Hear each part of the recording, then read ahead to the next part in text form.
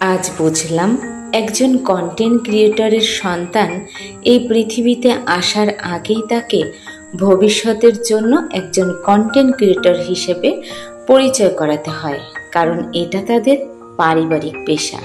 সেই জন্য শাড়ি খুলে পেট দেখাতেই হবে, কারণ এটাই কন্টেন্ট। যার কিছুই ছিল না, সে যদি হঠাৎ করে কিছু টাকা পায়, তখন সে নিজেকে ধনী আর আধুনিক মনে করে। কিন্তু এ কেমন আধুনিকতা?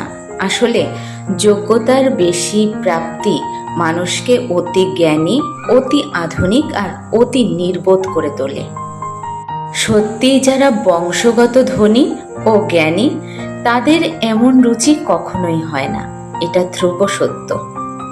একটা কথা আজ প্রমাণিত যে এই সোশ্যাল মিডিয়ায় অন্তত 90% ক্রিয়েটর এর মনোভাব, রুচি ও মানসিকতা সত্যিই খারাপ।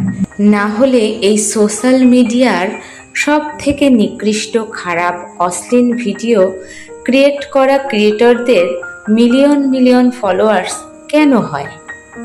তার একটাই কারণ, যে তাদের চক্ষু লজ্জা বলতে কিছু নেই। তারা যা পায় তাই কন্টেন্ট বানিয়ে ছেড়ে দেয়। ওটা যে কতটা নিচু মনের পরিচয় দেয় সেটা তারা বুঝতে পারে না। হতে পারে সে অনেক বড় ক্রিয়েটর, কিন্তু এমন একটা পর্যায়ে গিয়ে দেখা যায় তাদেরকে কেউ সম্মান করে না। তাই আপনারা সোশ্যাল মিডিয়ায় কাজ করুন, সব ঠিক আছে, নিজেকে উন্নত বানানোর জন্য নিজে যেটা পারেন সেটা আপনারা সবার সামনে তুলে ধরুন, কিন্তু এমন কিছু করবেন না যেটাকে নিয়ে সবাই দুটো কথা বলবে, আপনি ছোট হয়ে যাবেন, আপনার পারিবারিক শিক্ষা নিয়ে মানুষের সন্দেহ হবে। তাই এমন কোনো কাজ করবেন না সোশ্যাল মিডিয়ায়। সত্যি এটা খুবই লজ্জাজনক। ছবিটা দেখলেই ভীষণ লজ্জা লাগছে।